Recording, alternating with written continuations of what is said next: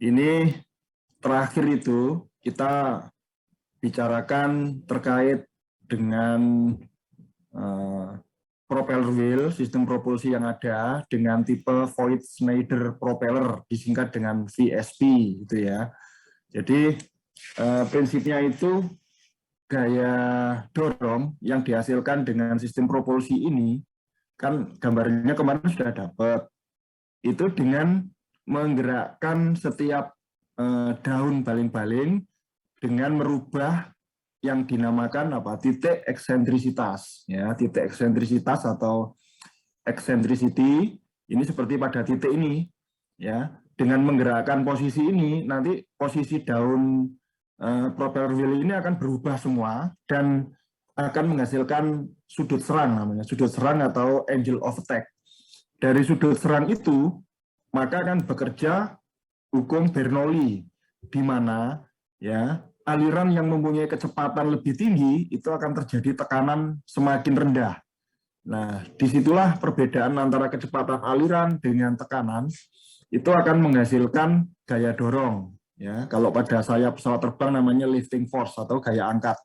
Tapi kalau di dalam sistem propulsi ini namanya gaya dorong atau yang disebut dengan apa? Thrust, ya, thrust. Nah, angle of attack ini tidak boleh sudutnya nggak boleh sembarangan, nggak boleh terlalu besar, ya. Sudut maksimal, masih ingat Fajar berapa sudut blade yang paling ideal untuk menghasilkan gaya dorong paling optimal? Berapa sudut serangnya? Ayo Fajar, masih ingat?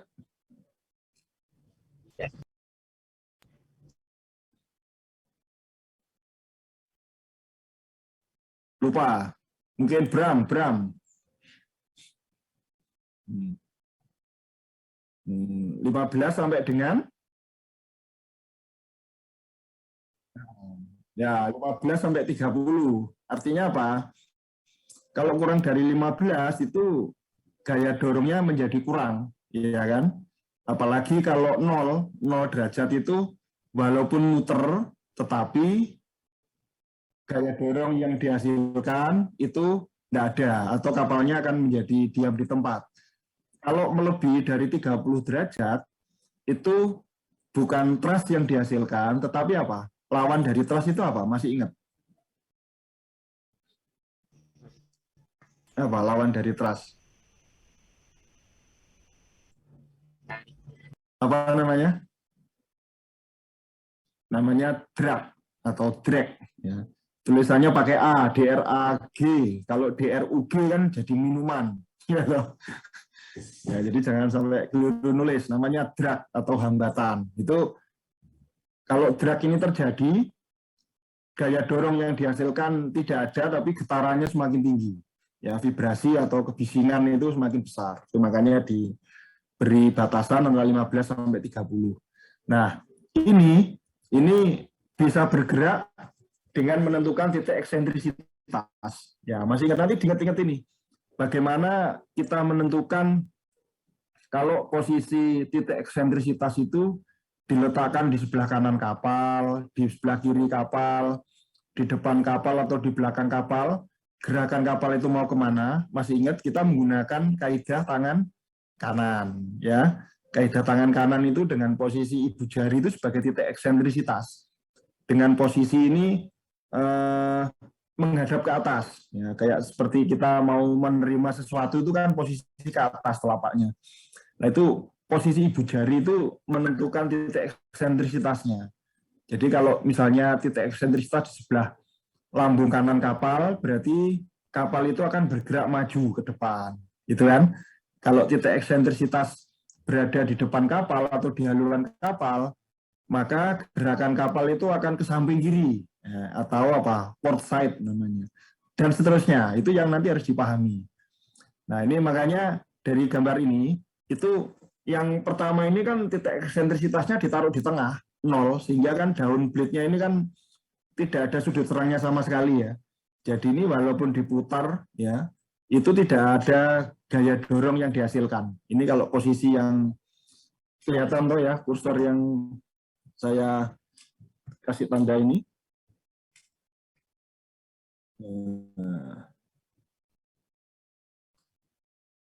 Nah, ini namanya titik eksentrisitas. Nah, sekarang rotation, ya rotation type itu kan macam-macam. Jadi ada yang putar kanan, ada yang putar kiri. Tadi itu kalau posisi telapak kita menghadap ke atas, itu dengan kondisi propeller wheel ini putar kanan atau clockwise rotation, putar kanan ya. Nah, bagaimana kalau putaran itu menjadi putar kiri? Nah, kalau putar kiri berarti kan kebalikannya, ya. Kebalikannya berarti telapak kanan, telapak kita, tangan kanan menghadap ke bawah. Itu nanti titik eksentrisitas ini kebalikan dari yang putar kanan tadi ini kalau putar kiri. Nah, kalau putar kiri itu namanya anti clockwise rotation, ya.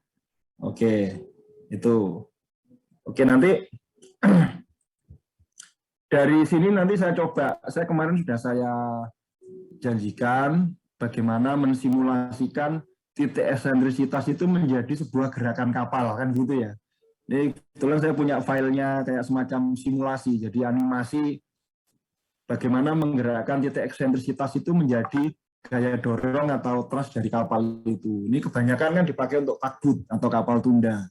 Ya, nanti baru itu, nah ini kan kemarin sudah ini yang keunggulan kelemahannya. Nanti kita lanjut ke water jet. Nah, coba ini kita tampilkan dulu yang Void Schneider dengan simulasi animasi tadi.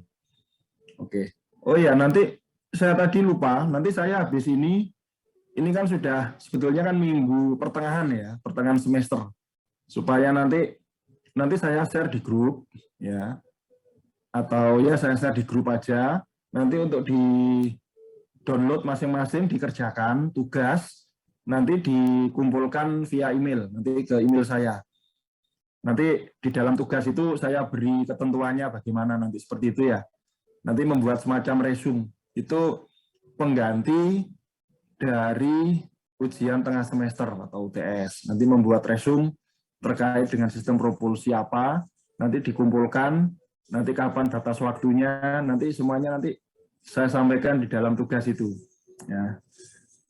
Nanti saya share setelah ini di grup aja, di grup propulsi. Nanti harapan saya teman-teman yang mungkin belum masuk ke grup, nanti diinfo.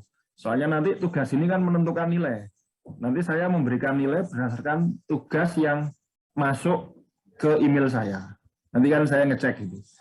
Ya. Terus nanti jangan lupa yang ini sudah di rename semua. Ini Ahmad L, ini belum di rename ini. Disamakan dengan yang lainnya. Ya. Dia Safero, Fauzi, kemudian Ahmad L, kemudian Amsal, ya, Fidel, Fritas, itu disamakan dengan yang lain namanya. Format penulisan namanya supaya nanti memudahkan. Ini ada Devana Akbar, ya, ditulis cukup tahun angkatan titik nomor urut NIM untuk memudahkan nanti saya ngecek untuk lembar presensinya. Oke ya. Nah, ini saya coba share untuk yang simulasi dari Void Schneider. Bentar.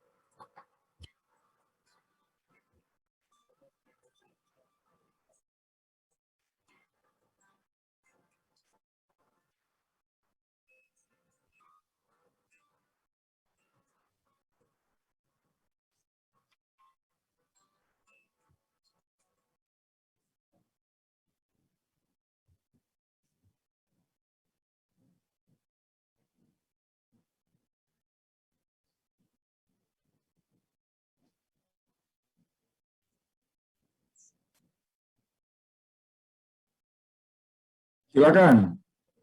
Ini nunggu kodenya muter terus ini sebentar. Agak lama dikit.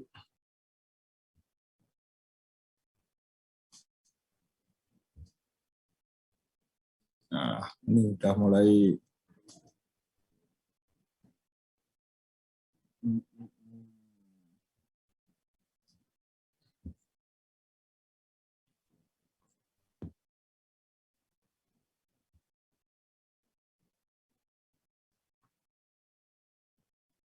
Bisa terlihat?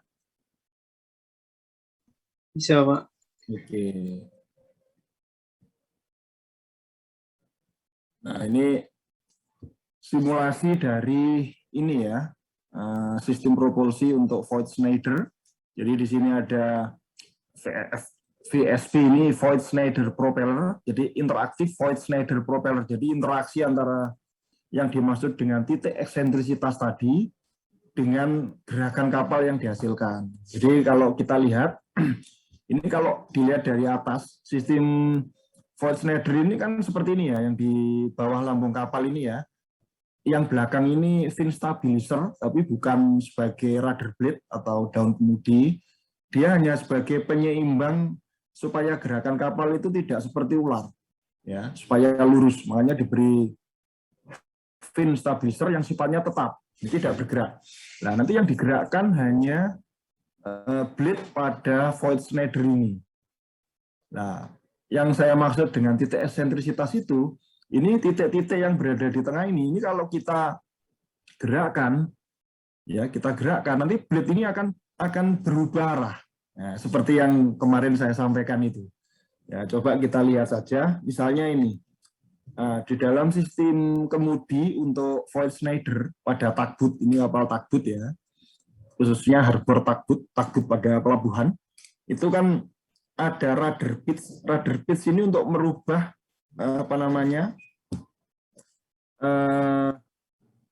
sudut blade dari masing-masing Void Schneider ini. Nah, coba kita gerakkan ini. Kalau kita gerakkan nanti bisa berubah ini. Bisa kelihatan? Bisa kelihatan ya. Nah, bisa. Ini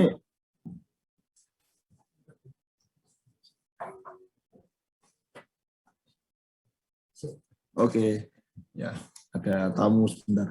Jadi dari ini yang dimaksud dengan titik eksentrisitas tadi. Ya, titik eksentrisitas itu kalau titik eksentrisitas ini kita rubah, maka sudut blade dari masing-masing ini ikut berubah sehingga membentuk apa? Sudut serang. Nah, kemarin saya singgung, harus diingat-ingat itu. Bagian yang depan, jadi ini kan nanti putar kanan ini, ya, putar kanan ini. Bagian yang depan itu namanya leading edge. Ya, coba diingat-ingat, kalau perlu dicatat. Nanti ketemu lagi, saya tanya, lupa Pak, kayak Bram tadi. Saya lupa Pak, ingat-ingat tapi sedikit. Ingatnya sedikit, lupanya yang banyak. Wah, akeh tunggale. Ya Bram. Nah, Fajar tadi juga lupa, nanti Syam, nanti hal kayak gini nanti dicatat, jangan sampai nanti kuliah lulus oleh nilai tapi ngeblank, nggak dapat apa-apa kan eman. Nanti ini kan kembali ke kalian semua ini, kalau sudah kerja, terjun di galangan, ketemu dengan propeller, wah nanti nggak tahu nama-namanya kan kasihan nanti akan menghadapi dengan lingkungan kerja yang baru.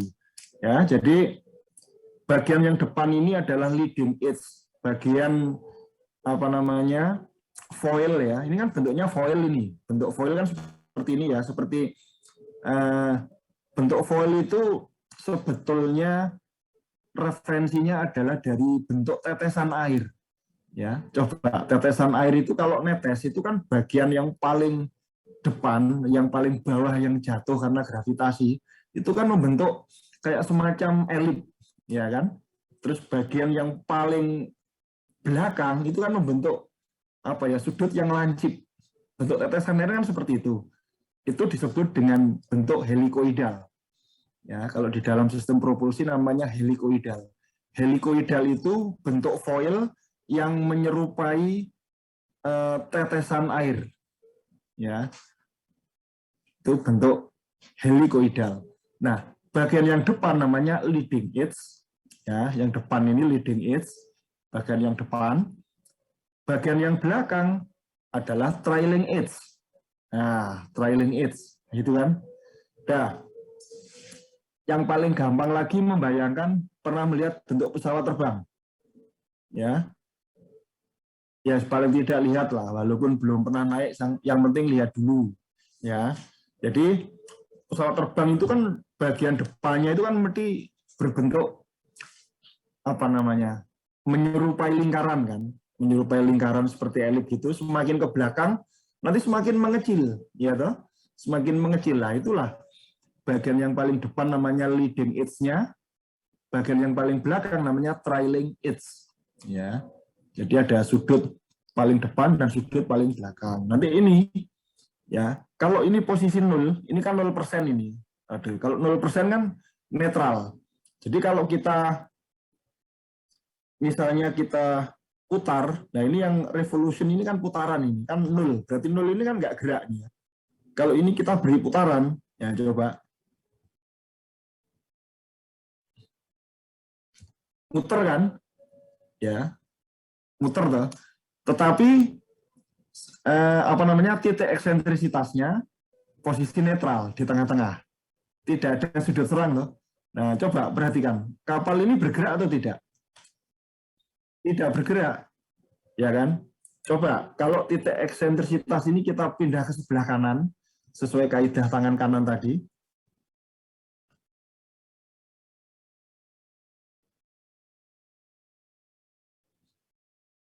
Bentar, saya nolkan dulu. Nah, kalau revolution itu untuk gerakan apa? Gerakan kapal untuk bermanuver. Coba ini saya nolkan lagi. Saya ini apa? Saya ganti yang putaran untuk driving atau untuk apa istilahnya berkendara. Ya. Nah, ini kita nolkan. Nah, ini kan titik eksentrisnya kan ikut berubah. Ya. Kalau kita tambah, nah,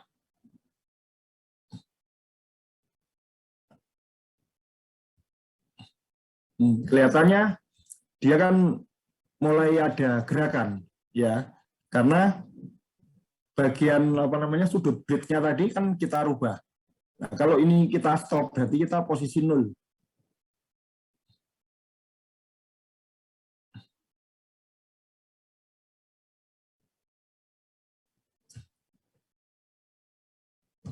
Nah, ini kalau posisi hampir 0, berarti kan kapal ini nggak gerak sama sekali, walaupun ada putaran.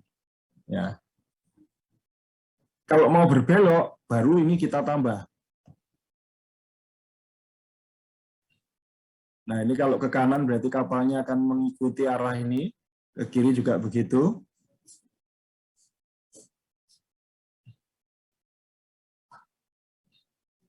Nah, ini posisi 0. Kalau ini kita kasih sudut serang, ya.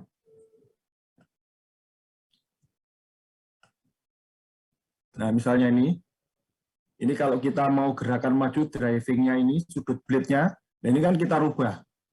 Ya, kalau ke depan, berarti titik eksentrisitasnya ini di sebelah kanan, lambung kapal kanan ini. Ya, akan kelihatan berubah seperti ini. Nah, kalau titik eksentrisitas kita taruh di sebelah kiri, nah berarti seperti ini posisinya, kapal gerakannya akan kemana? Masih ingat Bram? Kalau titik eksentrisitas di sebelah kiri kapal, lambung kiri, gerakan kapal kemana? Ke belakang ya, coba kita cek. Ini kan sebelah kiri, ini sebelah kanan. Artinya kan max itu kanan, kalau minimal atau minimum itu sebelah kiri. Jadi coba kita kasih putaran. Kalau kita kasih putaran, berarti kan ada aliran yang mengenai blade ini, di situ akan terjadi thrust atau gaya dorong. Nah, coba kita lihat.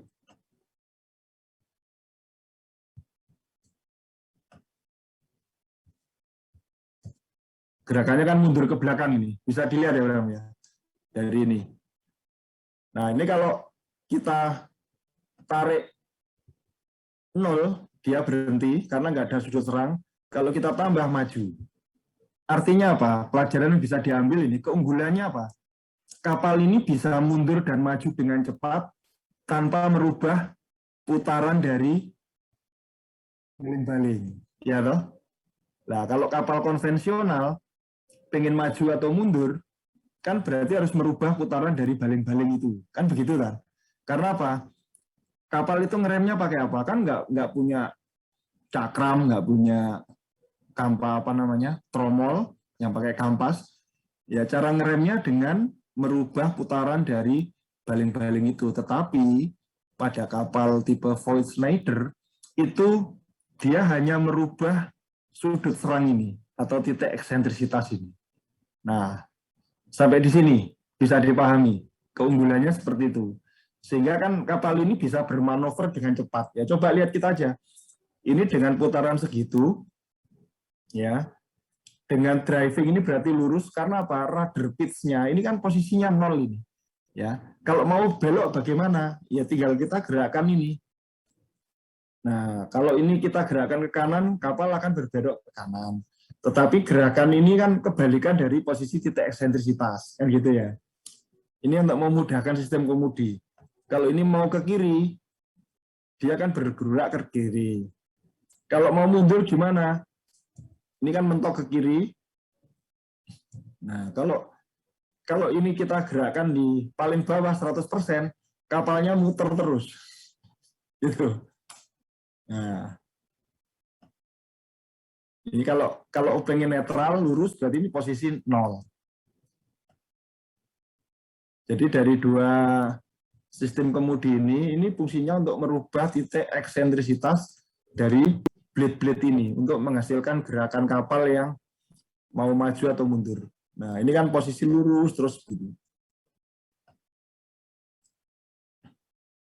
Nah, kalau tidak diberi sudut serang, maka dia hanya diem saja, hanya muter-muter di situ.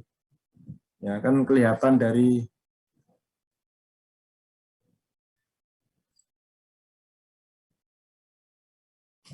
Nah, ini meskipun kita tancap gas gini, dia hanya muter tapi nggak bergerak sama sekali.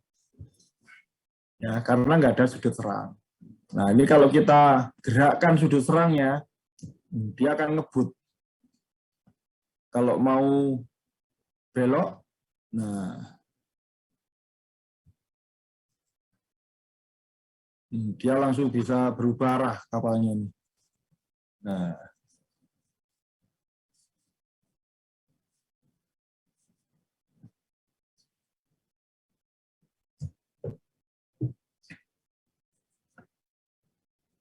nah gimana? Ada gambaran ya sistem kerja dari Voith Schneider itu. Jadi paling tidak mengenal bentuknya dulu seperti ini, cara kerjanya seperti apa. Itulah keunggulan dari Voith Schneider. Jadi dengan dengan menggerakkan sudut serang dari blade-nya itu bisa menghasilkan gaya dorong dan punya tenaga yang cukup besar. Makanya untuk tipe Voith Schneider pada kapal tugboat itu sering disebut dengan water tractor. Ya, water tractor itu traktornya air yang bisa menarik barang-barang cukup besar, mempunyai tenaga cukup besar dan mempunyai manuver yang cukup lincah. Ya. Ada pertanyaan, Bram? paling tidak jelas ya gambarannya seperti itu. Kalau kemarin kan saya menjelaskan tangan kanan itu kan teorinya. Terus kenapa benda itu melalui foil itu menghasilkan lifting force atau gaya dorong itu kenapa kan karena pengaruhnya di situ. Dan saya coba untuk menerjemahkan di dalam semacam simulasi ini supaya lebih mudah gitu loh membayangkan ya. Makanya sudut hukum Bernoulli itu kalau kita hanya membaca secara teori kan bingung bayangkan apa sih yang dimaksudkan gitu loh. Nah, hukum teori Bernoulli itu kita terapkan ke dalam sebuah ini foil yang bekerja ini sehingga nanti kalau kita beri sudut serang itu akan menghasilkan dorongan. Tenaga itulah yang digunakan untuk menggerakkan kapal. Kira-kira gitu ya. Mungkin Fajar, ada yang ditanyakan, Jar?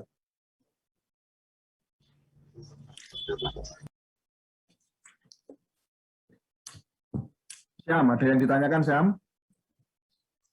Masih belum ada, Pak. Masih memahami lagi, Pak. Oke, tapi paling tidak mesti jelas ya. Ini, Klil. Ada yang tanyakan, Klil? Sekali-sekali nanya tentang propulsi, Kil. Masa setiap WA saya tanyanya, Pak, nanti ada kuliah atau tidak? Ayo, Klil.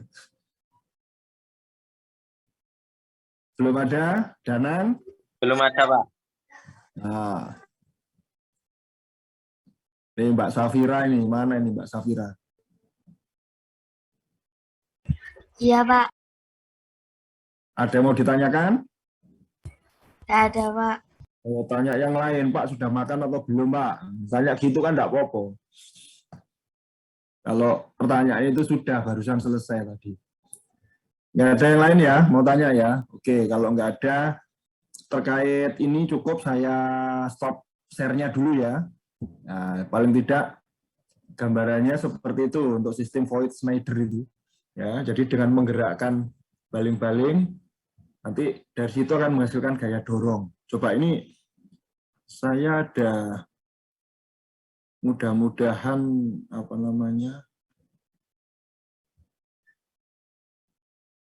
muternya itu nggak lama. Kadang loadingnya itu muter suwe gitu.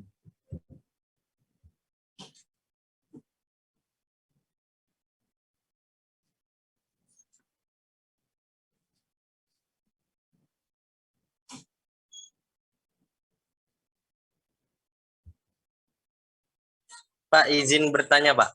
Ya, silakan. Mas. Saya, Pak. Yo. Misal itu, Pak. Kapal kan, Pak, ya. Itu muter kayak muter balik gitu loh, Pak. Itu gaya dorongnya ke depan atau ke samping atau gimana, Pak? Atau harus muter jauh gitu, Pak? Itu tipe kapalnya apa dulu? Tanker, oil tanker. Kapal tanker. Kalau kapal tanker itu kan sistem propulsornya kan menggunakan propeller, ya toh. Nah, kalau propeller itu kan hanya menghasilkan gaya dorong saja. Bagaimana supaya kapal itu punya olah gerak, maka harus didukung oleh daun kemudi atau namanya rudder blade, ya kan ya. Nah, kalau dorongan aliran itu diterima oleh rudder blade dengan sudut kemiringan tertentu, maka kan aliran air itu akan dibelokkan, ya kan? Kalau aliran airnya ini berbelok, maka kapal tersebut akan ikut berbelok juga. Nah, cuman kalau tadi keinginannya langsung arahnya ini putar balik, itu tidak semudah pakai Voigt-Schneider tadi, ya kan?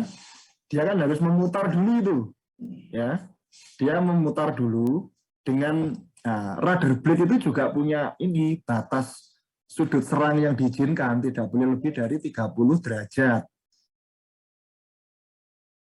Dari itu akan mengalami.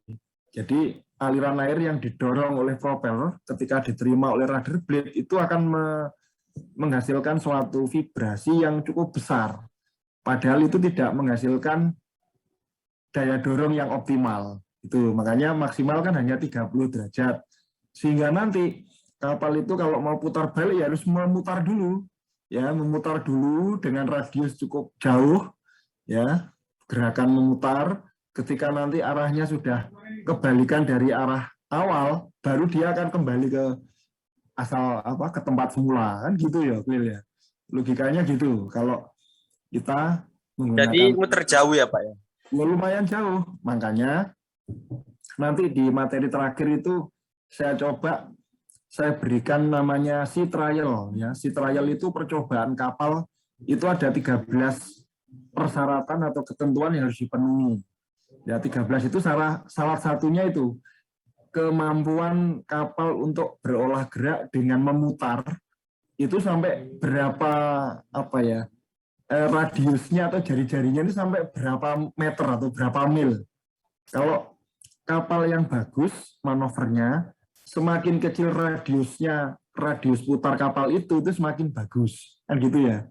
Tetapi kalau radius putarnya semakin jauh, berarti kan manuvernya kurang. Itu salah satu poin yang harus dipenuhi nanti di dalam sea trial atau sea acceptance test, CSAT. Gitu, Will. Itu kalau pakai kapal tanker dengan sistem penggerak propeller. Nah, ini beda ceritanya kalau menggunakan Voith Schneider tadi. Ya kan bisa dibayangkan itu. Nah, kalau mau menggunakan Voith Schneider, kan tugboat itu kapalnya kan pendek. Nggak perlu putar balik, tinggal latret aja kan kecepatannya sama. Iya toh? Kan tinggal maju, mundur. Kan tugboat itu kan kelebihannya gitu. Misalnya kapal ini mau direm ya gerakannya mundur.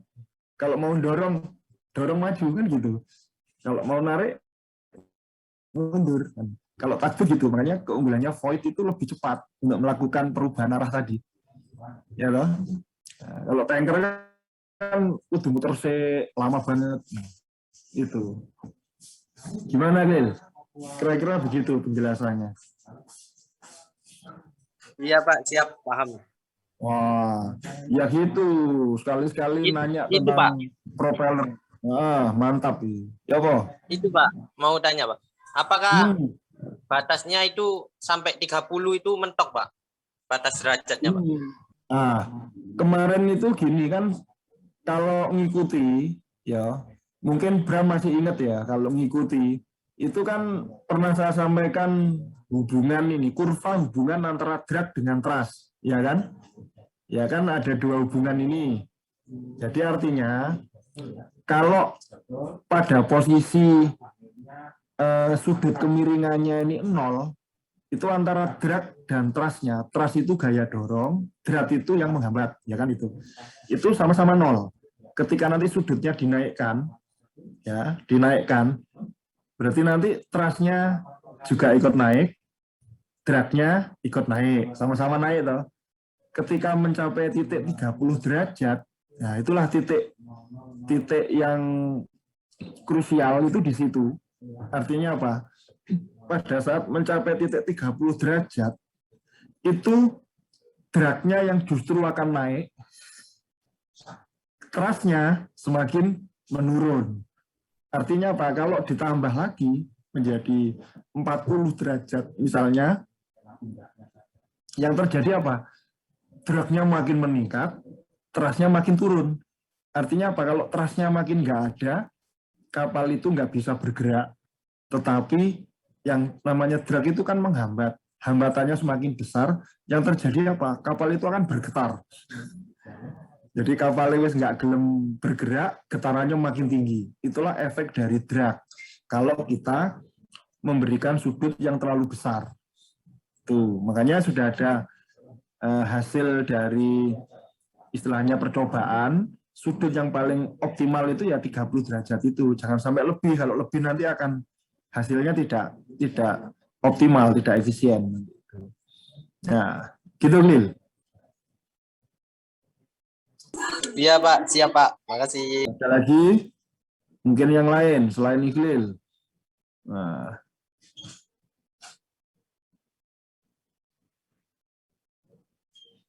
Bram ini kelihatannya ngantuk dari tadi, Pak. Biasanya ada yang ditanyakan ini. Oke, mudah-mudahan ya makin. Jadi dari yang saya jelaskan, ini saya coba berusaha untuk menampilkan videonya kayak gini, animasinya seperti ini lebih memahamkan. Supaya nanti itu paling tidak selesai kuliah propulsi itu ada sesuatu yang masih ingat gitu loh. Oh gitu toh ternyata void. Jadi kalau nanti misalnya di galangan melihat takbut yang di-repair, terus melihat sudu-sudunya diperbaiki. Oh ini yang dimaksud dengan void Schneider, cara kerjanya gini. Nah, itu. Ya harapannya gitu. Jadi jangan sampai tidak sama sekali. Eman, ya toh. Nanti ini kan kembali ke kalian semua juga ini. Ketika nanti bekerja itu ada bayangan.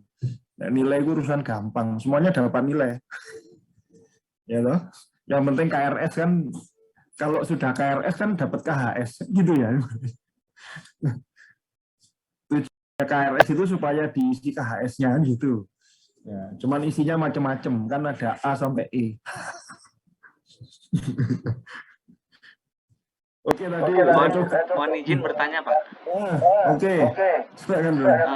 Apakah void Schneider ini memungkinkan apabila dipasang pada seperti kapal tanker atau general cargo agar manuvernya lebih baik gitu Pak?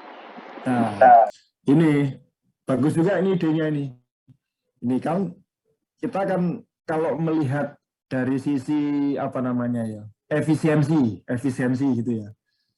Coba kalau kita perhatikan peruntukannya, tipe void Schneider itu paling banyak kan dipakai untuk takbut. Ya, takbut itu kan hanya daerah operasinya kan di daerah pelabuhan situ aja itu. Muter-muter gitu aja ya. Dan dipastikan kalau namanya daerah pelabuhan, di kondisi di bawah air ini kan bersih, steril. Ya kan?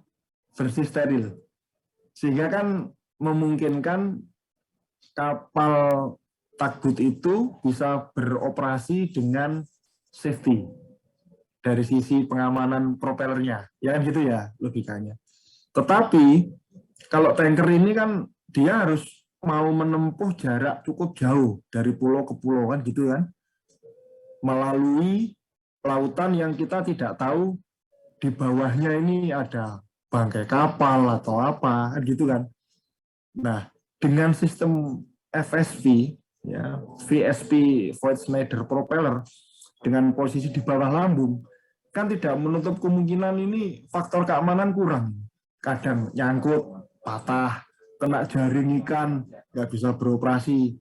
Nah, kalau dengan sistem propeller di belakang, ini kan selama badan kapalnya aman, propellernya kan ikut aman, kan dilindungi oleh badan kapalnya. Nah, dengan pertimbangan itu, sebetulnya kalau dilihat dari efisiensinya oke, tetapi kan dari faktor keamanan kelihatannya kurang memadai kan, kurang pas toh. Sehingga kalau untuk kapal tanker itu tidak direkomendasikan untuk dipilih. Void Schneider itu. Soalnya kan ada tonjolan propeller di bawah badan kapal. Gitu ya. Yang memungkinkan itu selain apa namanya? Takbut di pelabuhan, ini kapal roro misalnya ya. Kapal roro yang antar pulau yang dekat misalnya kayak seperti Surabaya Madura. Ini kan jalurnya kan itu saja kan. Ini memungkinkan pakai sistem Void Schneider propeller. Kapal roro itu kan ini toh kapalnya kan nggak jelas yang depan mana yang belakang mana kan sama saja loh itu ya toh kapal roro itu kan nggak ada haluan nggak ada buritan loh ya kan maju ke sana ya sana jadi haluan maju balik ke arah ya belakangnya bisa jadi haluan kan gitu. Nah ini memungkinkan pakai Void Schneider karena kan kondisi perairan yang cukup mungkin aman itu kira-kira begitu Bram. Mudah-mudahan bisa menjawab pertanyaanmu yang sulit banget itu. Oke. Ada lagi? Ya. Silakan. Saya sambilan ya harus banyak minum. Soalnya kemarin itu habis agak bermasalah dengan tenggorokan. Ini kalau terlalu kering nanti batuk, kayak so ngomong nanti. Ini mumpung listrik nggak mati lah. Kemarin mau kuliah kurang 10 menit lampu tiba-tiba mati. Sampai saya pulang jam 5 nggak nyala itu. Yang minggu kemarin hari Rabu.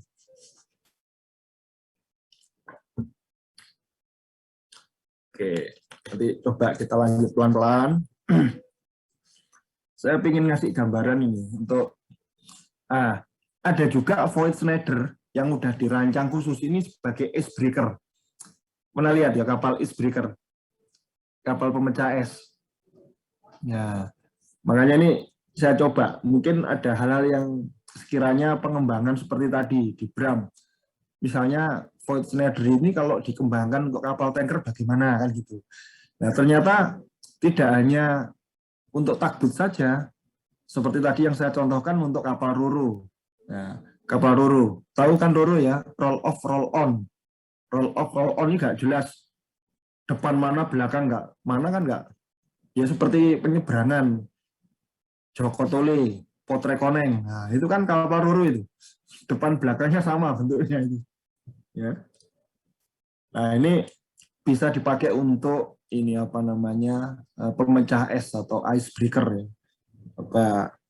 Mudah-mudahan soalnya kalau dipakai buka file video itu leren ngenteni muter sih.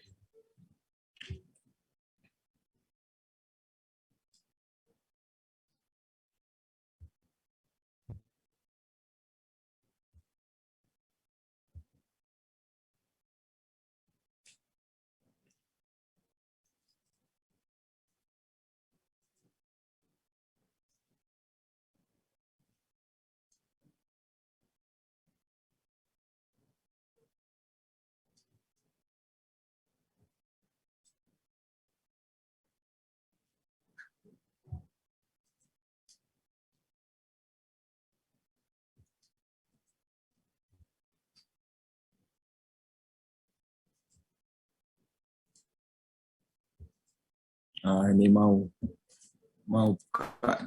Nah.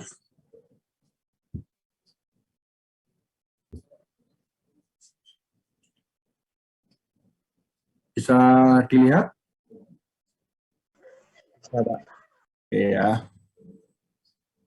Towed propulsion test, ini pengetesan di lab.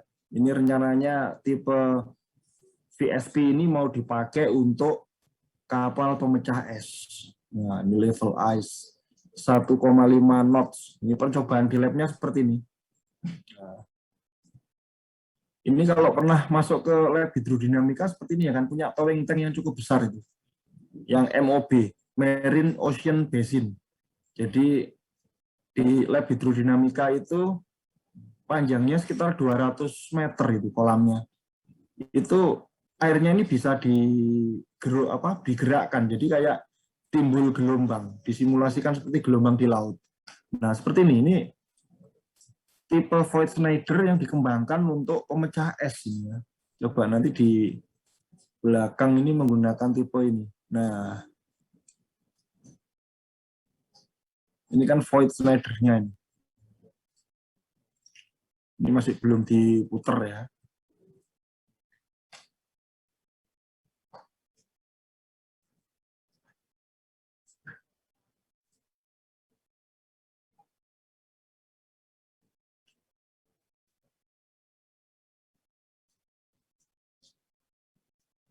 Nah, kalau pemecah es itu ciri khasnya bagian haluannya itu lancip, ya.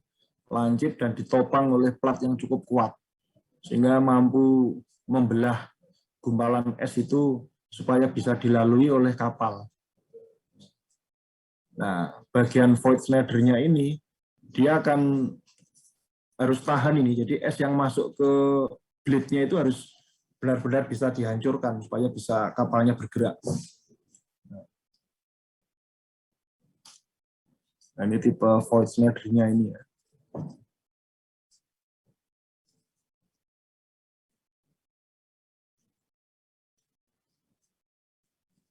Dilihat dari bawahnya kapal.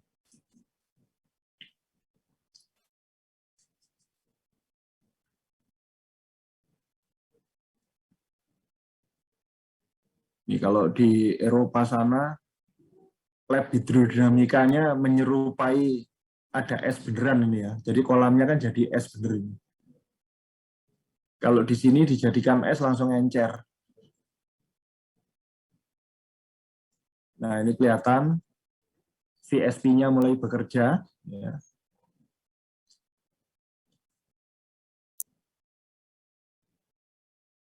Ini kalau ada twin VSP, ini putarannya berbalik arah. Jadi yang satu clockwise rotation, yang satu anti clockwise rotation. Jadi ada putar kanan dan putar kiri. Ya, nah coba kalau dilihat kan ada dua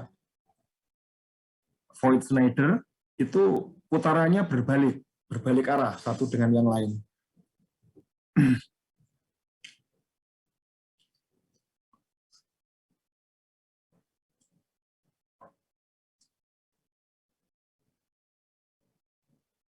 Nah ini kalau menentukan titik eksentrisitasnya itu sama seperti yang tak jelaskan tadi. Kalau putar kanan itu dengan kaidah tangan kanan dengan telapak di atas, putar kiri telapak tangan kanan dengan telapak di bawah. Itu nanti kebalikannya akan menghasilkan gaya dorong yang berbeda. Ya. Nah ini kalau es yang masuk ini kan harus kuat ini, harus hancur ini kelihatan. Ya. Ini untuk tipe kapal pemecah es ini menggunakan Voigt-Schneider ini. Ya.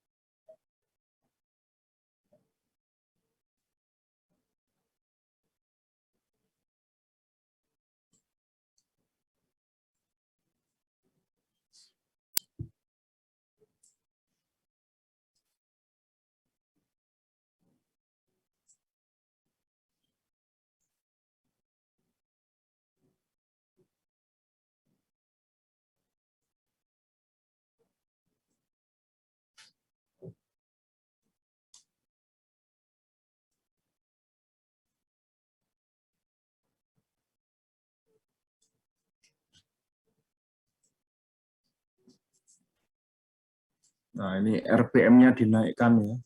Tadi sekitar 115 RPM, rotation per menitnya. Ini kelihatannya dinaikkan ini, semakin tinggi. Jadi semakin tinggi putarannya, es ini semakin dihancurkan. Asal blade-nya ini memang harus benar-benar kuat. Takutnya nanti malah patah blade-nya.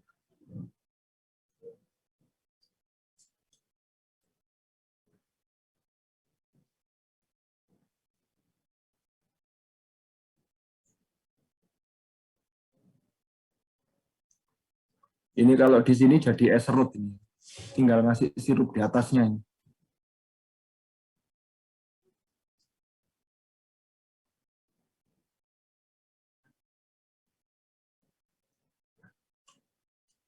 Oke, ini sebagai gambaran, kira-kira seperti itu untuk kapal icebreaker menggunakan Voigt-Schneider. Ada tambahan lagi kan, Bram? Nambah wawasan lagi. Wow, ternyata nggak hanya tanker itu. Kalau tanker kayaknya belum lah. Ya.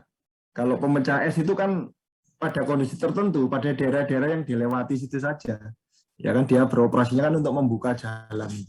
Biasanya itu icebreaker itu kalau misalnya ada kapal tanker yang mau masuk, kalau kapal tankernya sendiri kan tidak mampu itu melewati es kan, maka perlu ada pengawalan ya. Forerunner-nya itu pakai kapal icebreaker tadi, hancurin dulu, begitu esnya ini terbuka ya menjadi air, baru untuk kapal tanker atau kapal kargo di belakangnya baru bisa mengikuti. Ya, kalau nggak gitu kan nggak bisa nyebrang. Ya, makanya kan sebagai apa namanya pengawal itu untuk ice breaker-nya itu. Oke ya, untuk Voigt-Schneider saya kira cukup. Nanti kita lanjut pindah materi ke water jet kayak apa nanti sistemnya.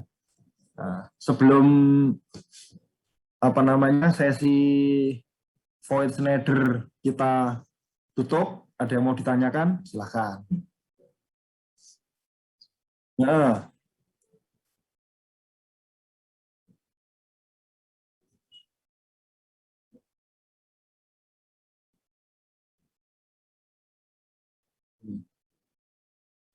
Betul.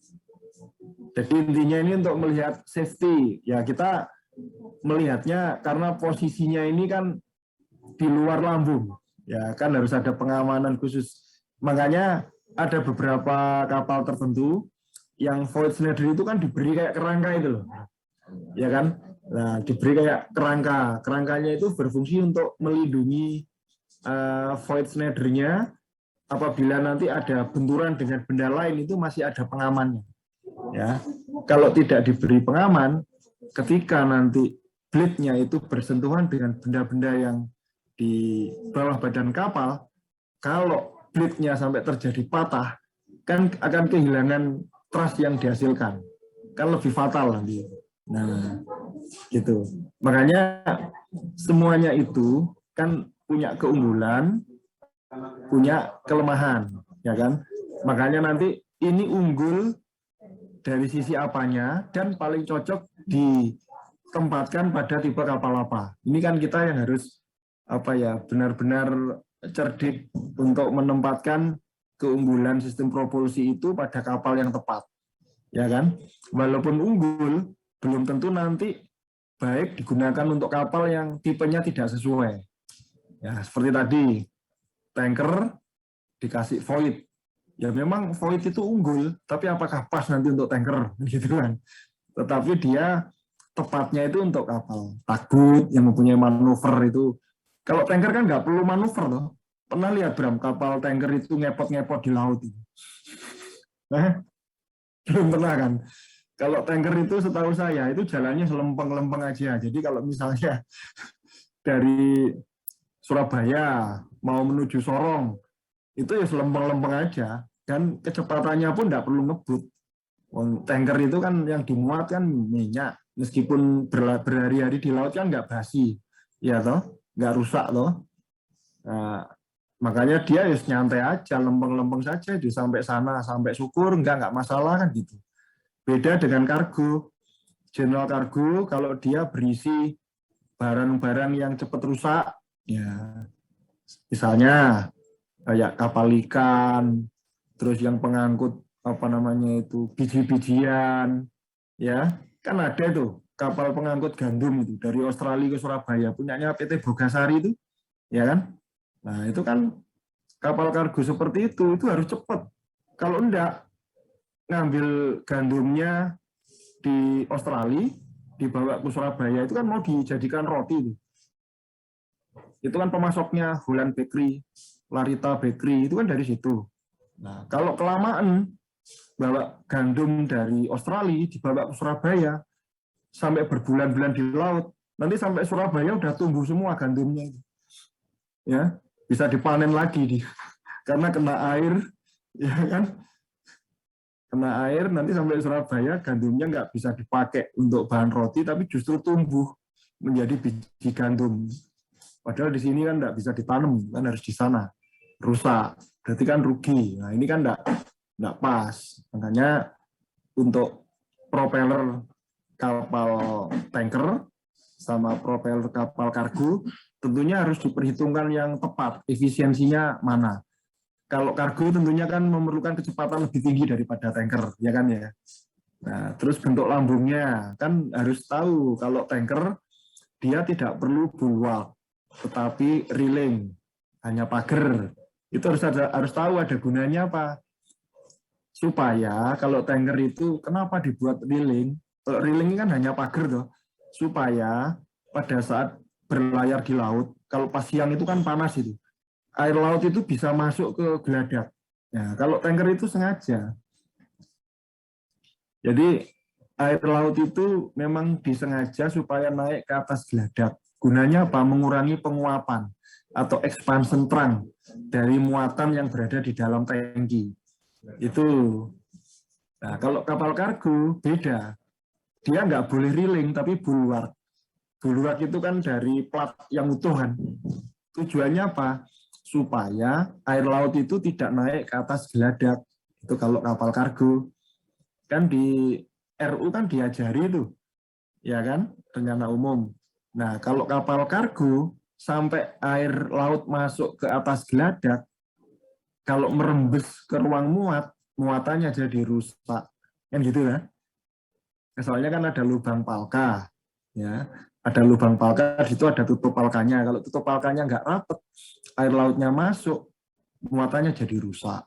Nah, itu perbedaan kargo dan tanker. Ya. Oke, ada lagi?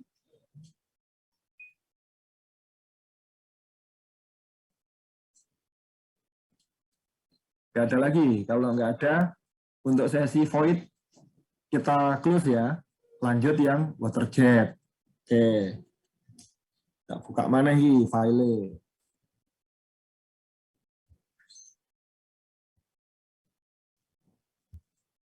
Ini sudah. Nah, water jet. Nanti gini, harapan saya yang seperti ini tuh saya nggak perlu baca satu-satu ya. Nanti bisa kamu baca sendiri nih. Kapal water jet merupakan kapal yang dalam pengoperasiannya. Ini kan kesuwen nih. Ya toh? Lah yang maling ngrungokne aku mocong.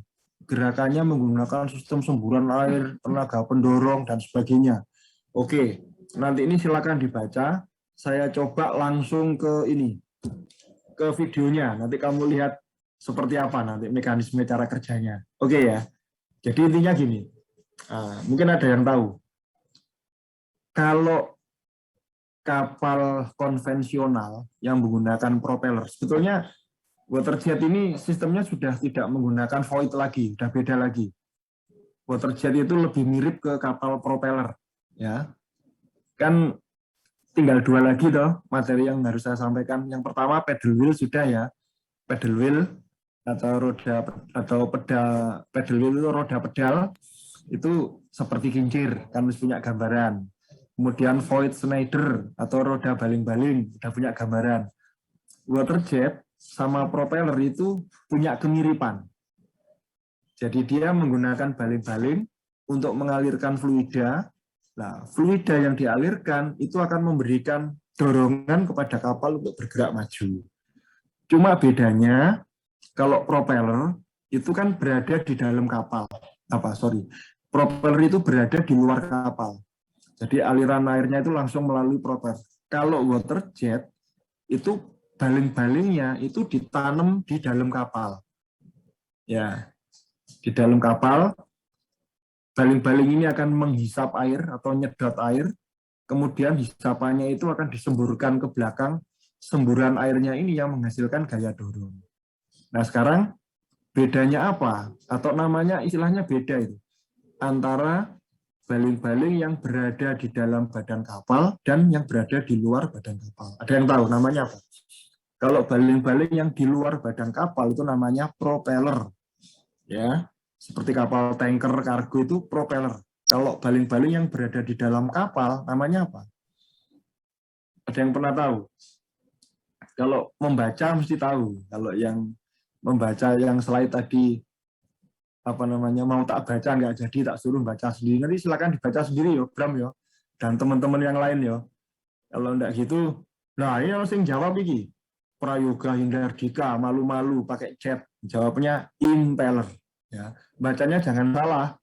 Nek diwaca impeller nanti beda artinya. Tahu Bram artinya Bram? Nah, impeller ya. Ini kelihatannya senior ini, makanya tahu jawabannya ini. Pemantapan ini. Serba salah ini Prayoga ini. Jawab salah, gak jawab salah. Ngerti ngono gak jawab aku. Nggak malah ngerti kabeh aku senior. Ini Prayoga. Prayoga bisa menampilkan wajahnya. Kangen aku. Oh, malah gak muncul. Prayoga, monitor suaraku. Wah, gak muncul jatai A malah Rasido ya Prayoga. Oke, wis penting jawabannya bener. Wis nilai plus itu. Yang lain nanti supaya diketahui bersama. Jadi gini loh, impeller itu di rumah kan punya pompa air itu ya. Ya, namanya apa itu? Pompa air di rumah itu namanya apa, Bram? Yang untuk nyedot air itu loh. Sanyo, Pak. Apa? Sanyo. Nah, Sanyo. itu apapun mereknya orang nyebutnya Sanyo.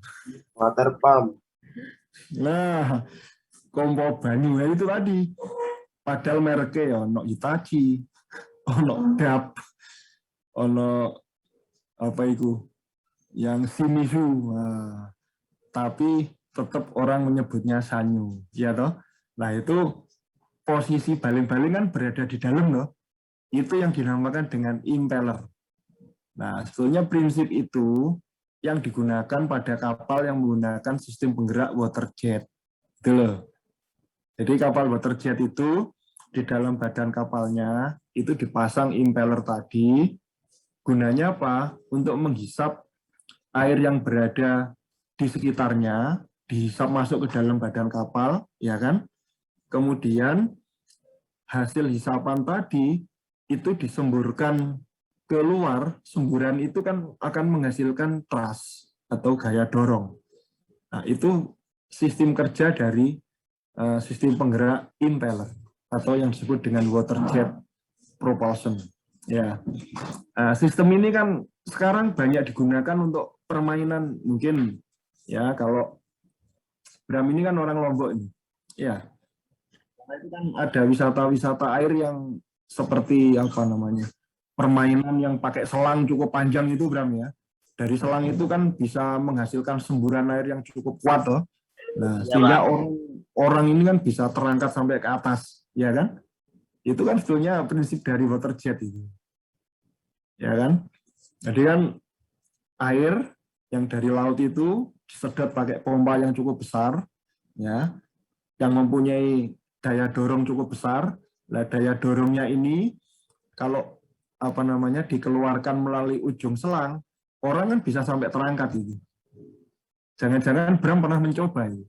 Pernah Bram? Wah, nanti kalau pulang dicoba. Mungkin di Pantai Sendiki sana ada itu. Rumahmu sama Mandalika jauh, Bram? Oh, Balinya. Ya, kemarin yang di Lombok itu siapa ya?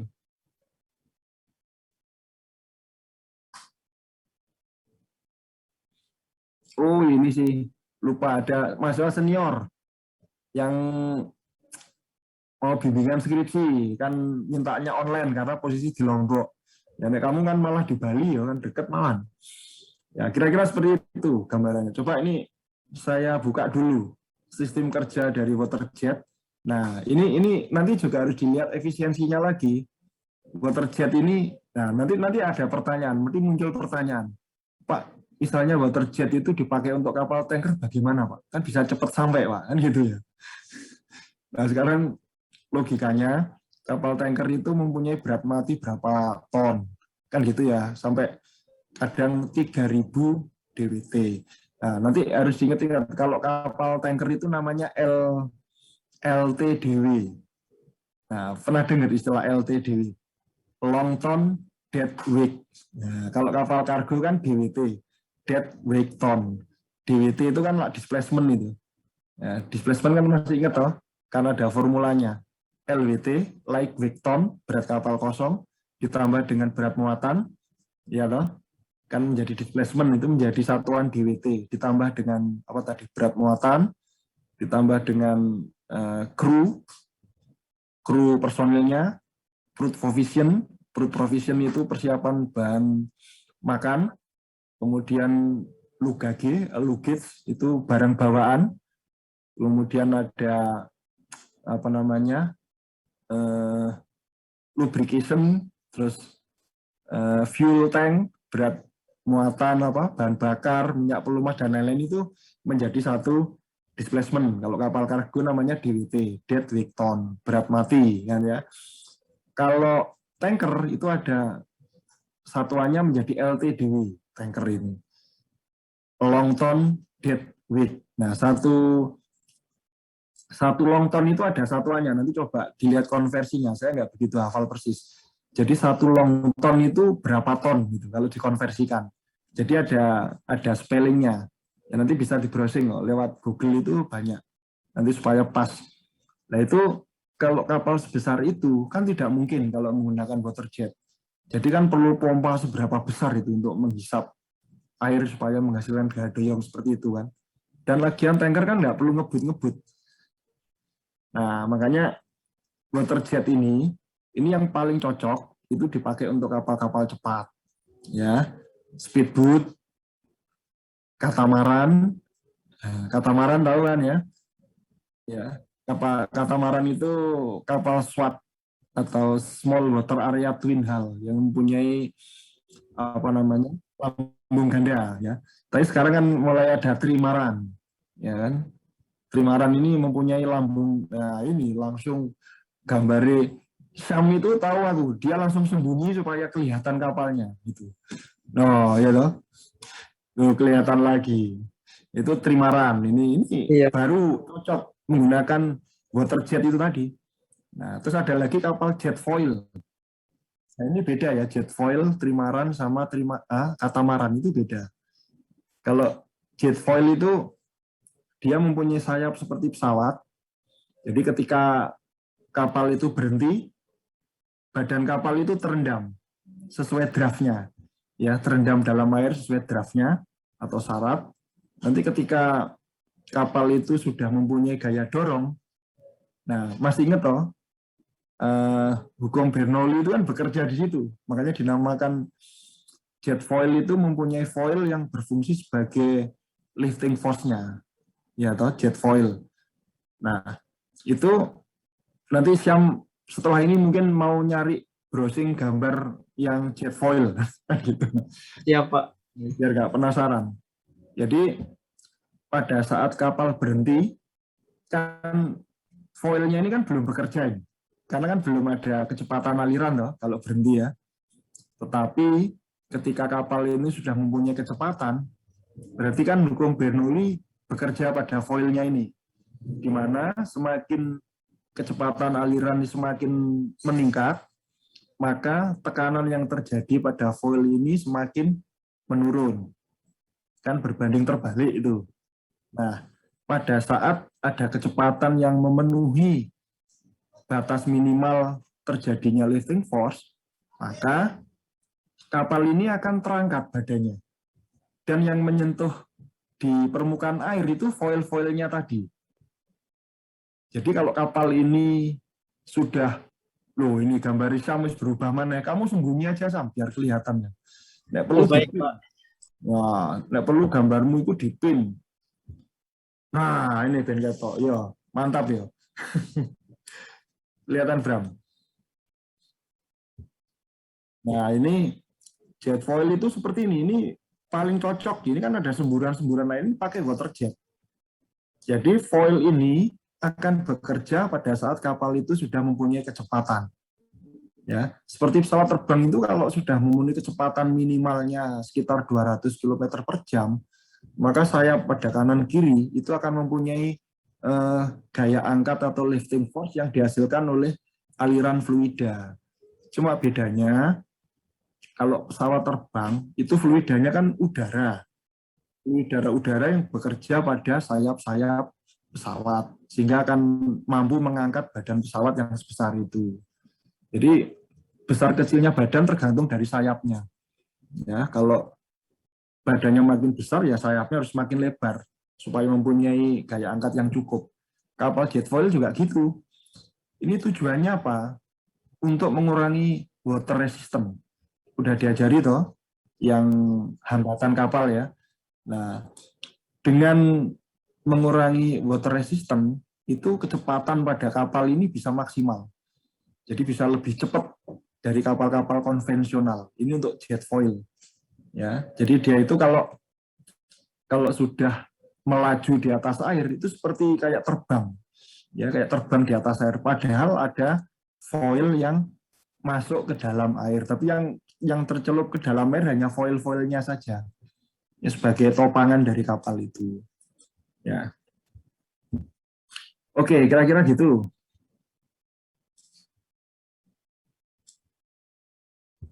Nah, sekarang paling tidak ini ada gambaran dulu untuk water jet itu seperti apa. Ya, nanti coba ini saya putarkan yang tentang water jet ya.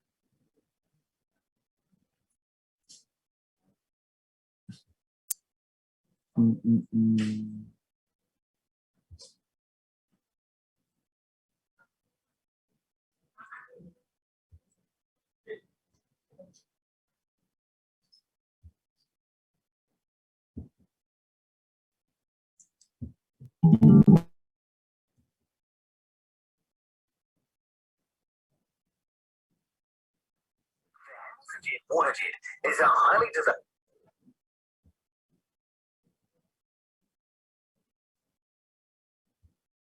Oke, saya share screen dulu, nanti silakan diperhatikan. Khususnya gini, nah sekarang kita jadi mikir, kalau cara kerjanya waterjet seperti itu, Pak, bagaimana kalau kapal itu memerlukan maneuverability? Nah, kalau propeller jelas pakai rudder blade, kan gitu ya. Untuk olah geraknya itu loh, ya toh. Kalau kapal propeller yang konvensional itu pakai rudder blade. Kalau Voith Schneider menggunakan sudut serang atau angle of attack pada masing-masing blade, kan gitu ya. Iya. Voith Schneider. Terus pada pedal wheel, kalau pedal wheel kan menggunakan apa? Rudder blade juga. Rudder blade seperti propeller. Nah, sekarang kalau waterjet.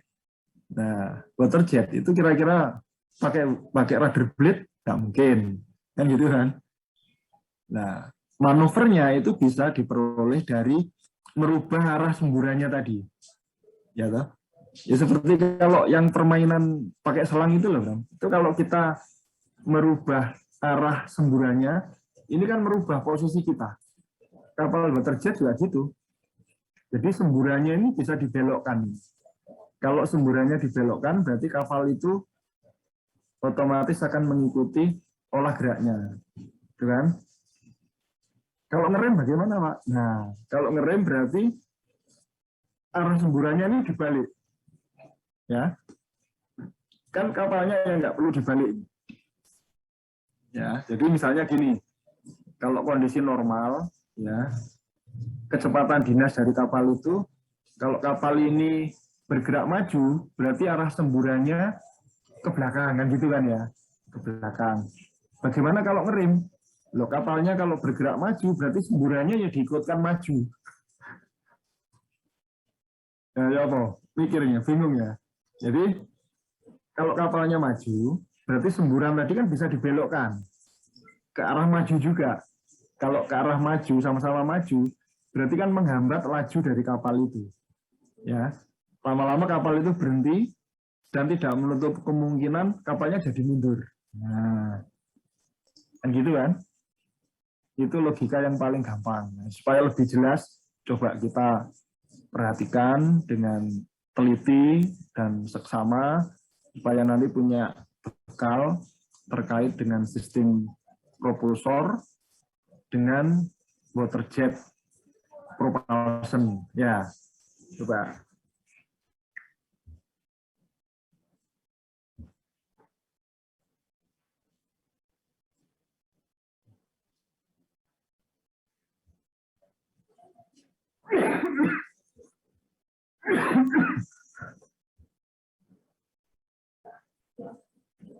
Bisa dilihat ya?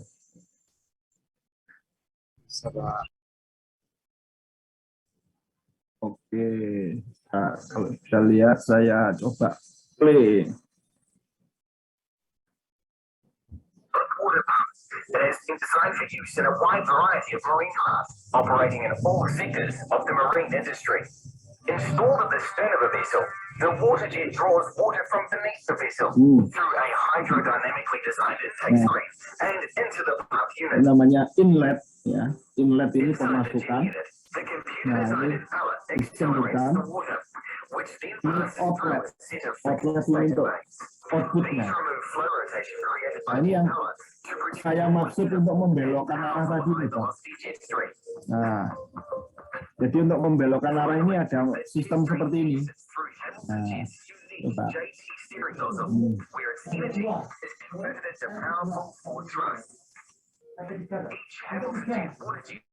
Nah, A fully integrated hydraulic control system for Nah. steering and reverse functions. nah yang namanya impeller itu berada di dalam ini. Hydraulics are Nah, driven ini by a impeller yang untuk Driving menghisap. forces from the impeller are Nah. absorbed by a thrust bearing. Ini porosnya untuk menggerakkan impeller. Nah, All thrust loads are transferred to the hull bottom, ini not the mesinnya. drivetrain or the vessel's transom. Ini di bawah untuk nyedot airnya dengan impeller. Nanti disemburkan. Portages have a Nah, number of advantages over other forms of propulsion. ini mau nyebrang ini kapal tanker mau dijadikan kayak tadi itu ya larinya, gitu ya. A key factor in the control of a portage's powered vessel is that, unlike propeller systems, Ini manuvernya mirip Schneider, dia juga punya ini keunggulan dari manuver ability, ya, dengan menggerakkan sistem penutup salurannya tadi itu, penutup outletnya. Nah, bisa mundur, bisa maju, ya kan? Cuma ini kan dengan semburan airnya yang dimainkan. once more, a portage's turning thrust is generated well after the Thrust, vessel's transom, daya dorong. ensuring steering response from a portage's powered boat is immediate. Nah ini Bram, yang saya maksud kalau mau mundur tadi seperti ini. Turning Ini radius, ditutup, ini kan dia belok. Jadi alirannya di, the engine throttle, nah ini kan sama seperti tadi ya. thrust provided by the portage Coba ini. will affect boat Ini kan bisa speed digerakkan and ini. rate of turn. The helm wheel controls the vessel's head Nah and ya, rate of turn by moving the ya portage's semburannya steering ini ya, nozzle outletnya. via head a stern control lever, raises and lowers Nah ini yang untuk ngerem. to Nanti. adjust forward and reverse Nah ini thrust. kan ngerem ini. This can also affect boat speed and steering responsiveness when used in conjunction with engine throttle. The split duct stern deflector Kan kelihatan ini ya, aliran airnya ya, gelembung-gelembung ini ya. so the water flow is kept clear of the transom Ngerem ini, portage's intake. mundur bahkan The ya. result is high reverse thrust and sideways thrust. With the portage powered boat, steering response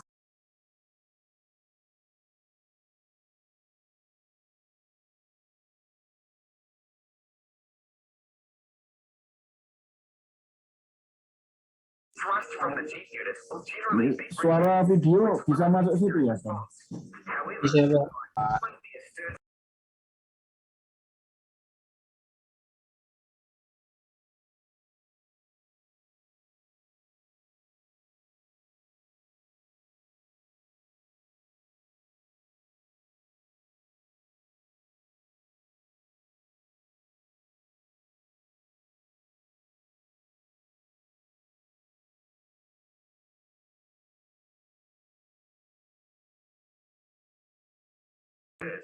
Ini manuvernya kan nggak kalah sama VSP tadi, Void Schneider ya.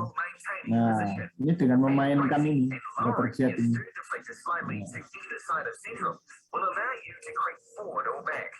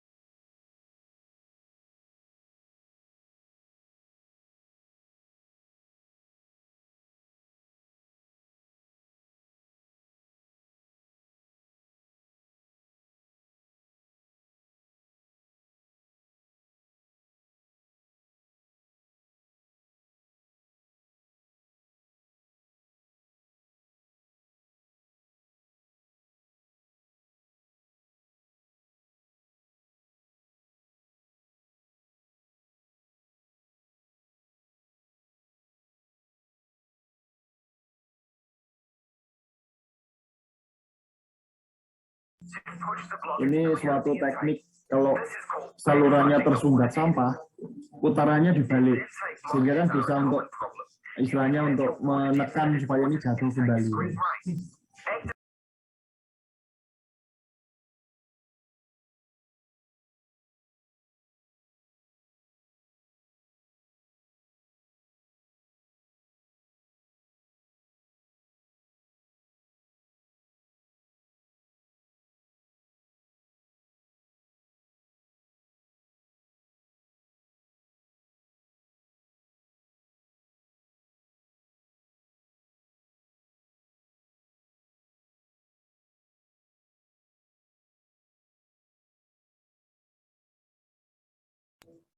Oke ya, kira-kira gitu ya sebagai gambaran untuk sistem kerja dari WaterJet.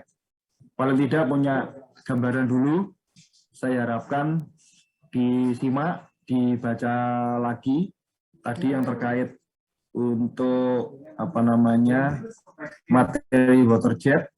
Nah, harapan saya itu mudah-mudahan minggu depan itu banyak pertanyaan. Nah, seperti ini toh.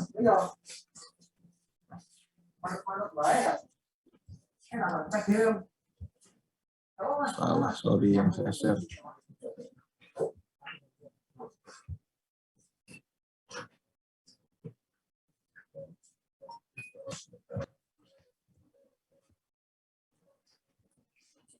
Nah, ini keistimewaan, nanti silakan dibaca sendiri ya.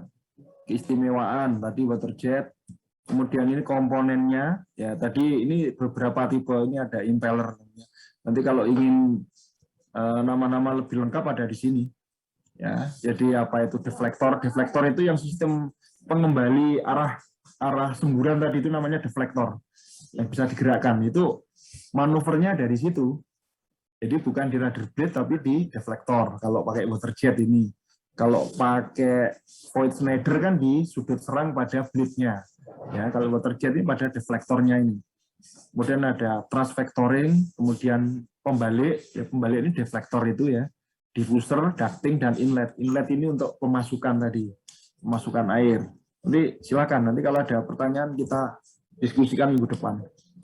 Nah, ini prosesnya, cara kerjanya, kemudian ini tipe yang katamaran ya, yang tadi sudah ada katamaran, ini untuk tipe yang single hull.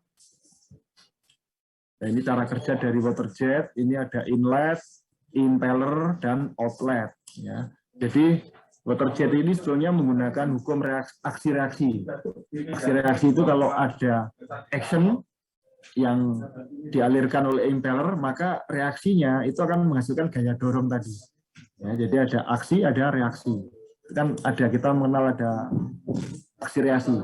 Kalau yang Voith Schneider itu menggunakan hukum Bernoulli. Nah, kan beda ya. Hukum Bernoulli, kalau ini aksi reaksi. Nah, ini cara kerjanya. Tipe-tipe mesinnya seperti ini. Ini kan deflektor tadi ya. Ini perubah arah supaya menghasilkan manuver dari kapal dengan WaterJet. Nah, ini contohnya. Nah, ini yang sistem dari jet foil tadi, ya yang saya jelaskan tadi.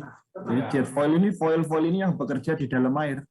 Kapalnya terangkat, seakan-akan seperti terbang, ya. Ini penggeraknya, gaya dorongnya menggunakan WaterJet juga. Ini, ya. Baru nanti kita lanjut yang propeller. Oke, kira-kira begitu dulu untuk hari ini. Kemudian dari Rabu depan bisa join sama-sama, ya. Join sama-sama, nanti insya Allah kalau enggak nanti ya besok ini saya share tugasnya.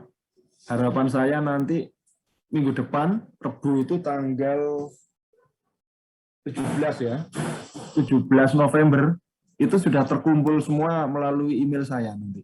Oke ya, nanti habis ini tak siapkan naskahnya seperti apa, tugasnya dalam bentuk apa.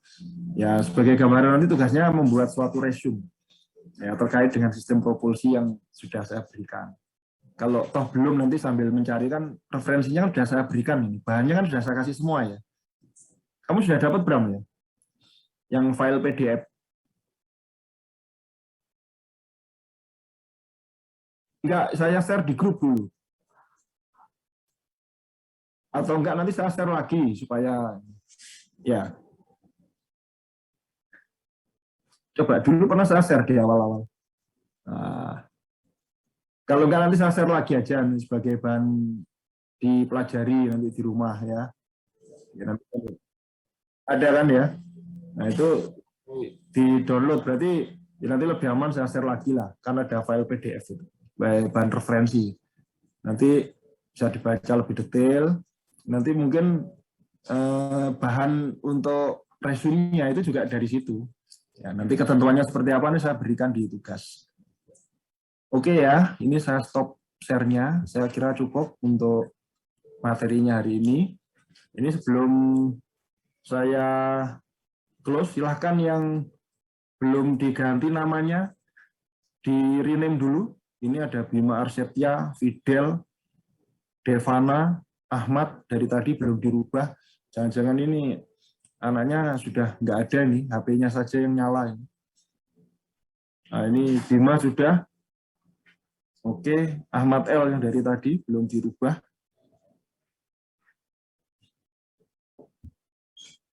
Oke, saya screenshot dulu untuk bahan